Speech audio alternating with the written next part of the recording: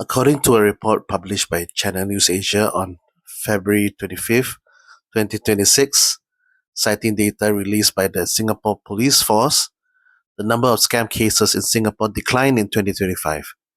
There were 37,308 scams reported in 2025, down from 51,501 cases in 2024, representing a 27.6% decrease.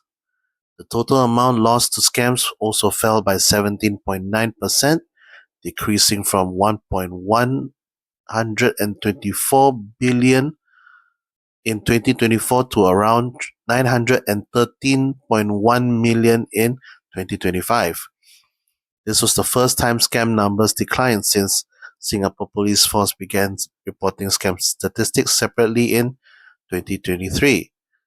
Despite the overall decrease, police noted that scams still accounted for the majority of cybercrime cases, making up to 88.9% of all scam and cybercrime cases reported.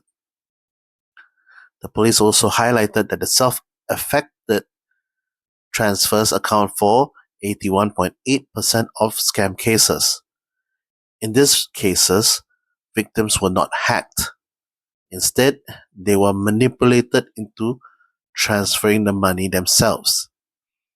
The report also identified the top 5 scam types of concern in 2025. E-commerce scams, phishing scams, job scams, investment scams, government official impersonation scams. Among these categories, government official impersonation scams increased sharply. The number of reported cases rose 123.6% from 1,504 cases in 2024 to 3,363 cases in 2025. Losses from this category also increased significantly.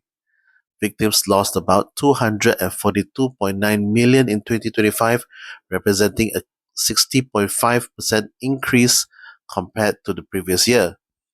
At the same time, the police reported that enforcement actions and partnerships helped recover about 140.5 million in scam losses and helped victims avoid an estimated 348 million in potential losses. That is in the data presented in the latest report. Before we go any further, I want to be clear about something.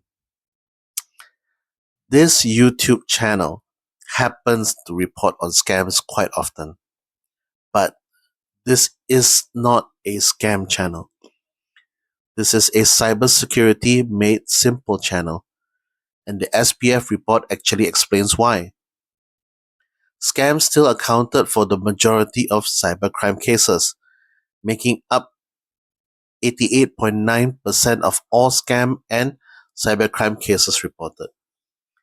In other words, scams dominate the cybercrime landscape. That is why this channel exists, not just to report scams, but to teach you how to protect yourself online. Because scams are simply using the internet as a vessel. And the goal here has always been the same: to teach you simple habits that help you stay safe online. Now let us look closely at one number in the report. The SPF statistics show that 81.8% of scam cases involve self-affected transfers. Simply put, more than 8 out of 10 victims sent the money themselves. They were not hacked, they were convinced. That raises an important question. Why would someone send the money themselves? Because most scams do not rely on hacking. They rely on manipulation.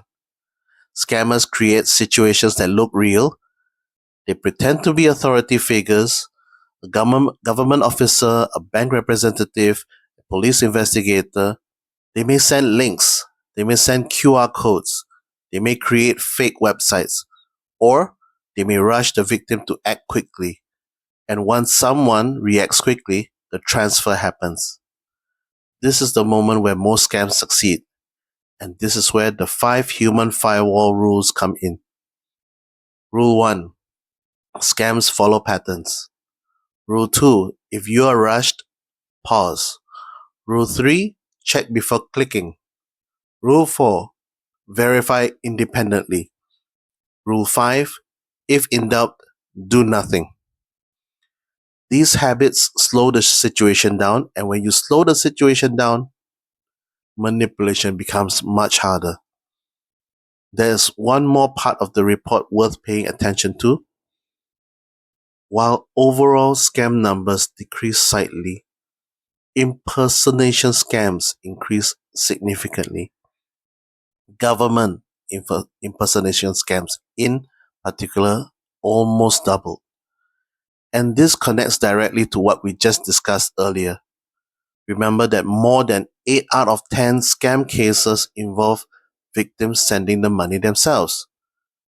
Impersonation scams are one of the main ways scammers make that happen. The scammer pretends to be someone people normally trust: a government officer, a police investigator, a bank representative. The message sounds official, the situation sounds serious, and the victim feels they must respond quickly. When that happens, the victim sends the money themselves. That is why Rule 4 exists. Verify independently. If someone claims to be from a bank, call the bank using the official number. Someone claims to be from a government agency, contact the agency directly. Do not rely on the contact information given in the message. Authority can be impersonated. Verification protects you. And this is exactly where good habits make the difference. So what does this report really tell us?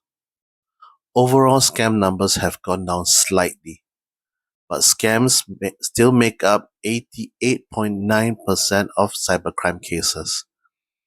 And in the 81.8% of cases, the victim sends the money themselves. Not because they were hacked, but because they were manipulated. Which means the real defense is not complicated technology. It is understanding how these scams work and having simple habits that slow the situation down. Because when you slow the situation down, manipulation becomes much harder. You do not need tech skills to stay safe, you just need good habits.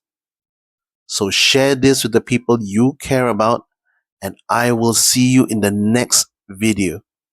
Bye.